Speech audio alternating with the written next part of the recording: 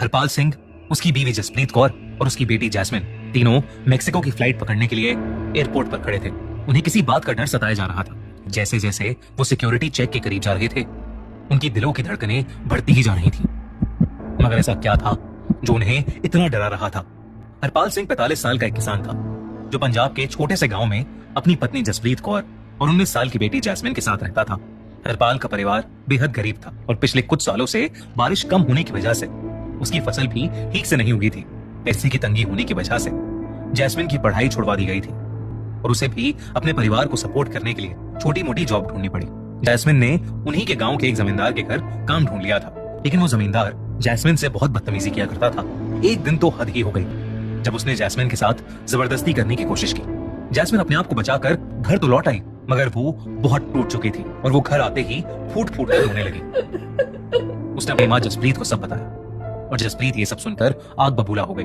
वो आदमी उनके गांव का एक बड़ा जमींदार था, इसलिए सभी लोग उससे बहुत डरते थे और पुलिस भी उससे कुछ नहीं कहती थी। जसप्रीत ये बात जानती थी, मगर उसका गुस्सा अब बहुत बढ़ गया था।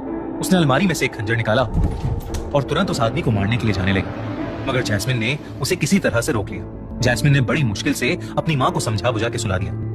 अगली सुबह जब जैस्मिन और जसप्रीत नींद से उठे तो उनके होश उड़ गए। हरपाल सिंह ने अपनी बीवी और बेटी को बताया कि पूरे गांव में शोर मचा हुआ है, उस जमींदार का खून हो गया है और पुलिस जल्द ही जैस्मिन से पूछताछ करने के लिए वहां आने वाली थी। हरपाल सिंह, जसप्रीत और जैस्मिन तीनों बहुत ज्यादा डर गए। हरपाल सिंह ने अपने जीवन की पूरी जमा पूंजी उठाई और वो तुरंत अपने परिवार को लेकर वहां से निकल गए। निकलकर वो हरपाल के चचेरे भाई बलबीर के घर चले गए। वो चंडीगढ़ के पास ही रहता था। वहां जाने के बाद हरपाल सिंह ने उसे अपनी हालत के बारे में बताया कि वो कितना परेशान है। तब बलबीर ने उसे बताया कि बेहतर जिंदगी के लिए हरपाल को अपने परिवार के साथ इंडिया को छोड़कर अमेरिका चले जाना चाहिए। बलबीर ने हरपाल को अमेरिका के बारे में बड़े बड़े सपने दिखाए। उसने बताया कि अमेरिका में जाकर डॉलर में पैसा कमाया जाता है और सभी का रहन सहन का तरीका बहुत अच्छा हो जाता है।